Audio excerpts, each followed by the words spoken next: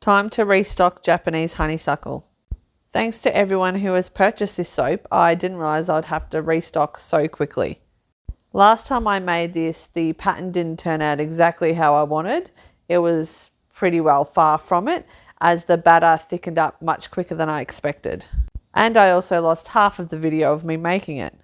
I had such great feedback around this fragrance that it was super strong, but everyone really enjoyed it, and including myself. I quite like this fragrance for a floral fragrance. I'm much more of a sweet, fruity person rather than floral.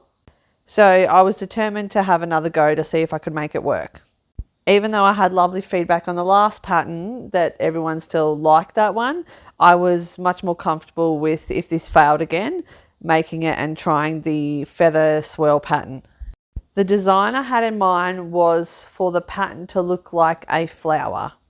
I was trying to use the feather swirl pattern where you pour the colours just straight down the middle of the mould. I wanted to use 2 different tones of purple and the green to represent the petals and the leaves. I just put the fragrance in the purple, as I know it can discolour slightly and make that go thicker. I started pouring and hoped for the best. I was still prepared for the purples to go solid like they did last time, so I was trying to move as quickly as I could. I just made up the proportions of the colours and haven't quite exactly copied a lot of the other soap makers. So normally you would put the colours across the purples and the green, and then you would do a little bit more white over the top, whereas I just wanted to experiment with the straight colours, just one on top of the other.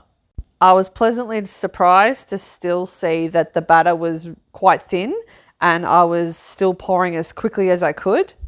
It was extremely difficult continuing to try and pour it in the same spot down the middle of the mould.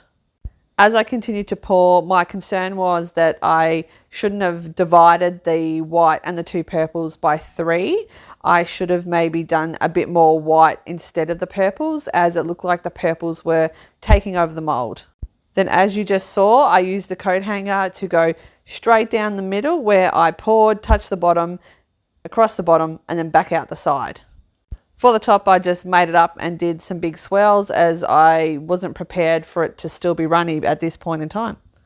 I didn't do anything overly different this time. I'm not sure what the difference was for the batter to not get thick so quick, and I was hopeful that the pattern turned out how I wanted it to happen last time. The cut will be posted tomorrow.